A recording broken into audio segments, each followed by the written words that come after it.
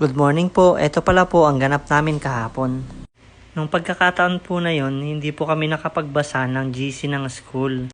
Wala po palang pasok ng araw na to dahil sa volcanic smog po ng Taal. Kaya si Bunso napagising tuloy ng maaga para pumasok. At eto po, ready na po kami papunta na ng school. Pagdating namin ng school, walang katao-tao kaya napabalik din kami pa uwi ng bahay.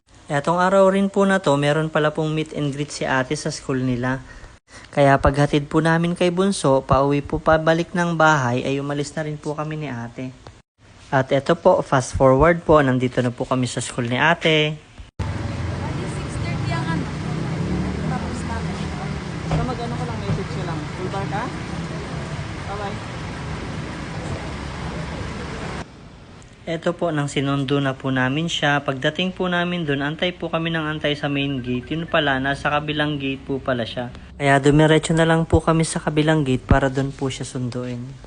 At eto po, nandito na po si ate. Nag-request pala po si Bunso na tatago siya sa likod ng sasakyan tapos gugulatin niya si ate.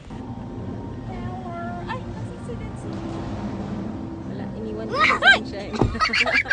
At yun na nga, success si Bunso sa paggulat kay ate. Pauwi na po kami at eto lamang po ang ganap namin ngayong araw. Maraming salamat po sa panonood.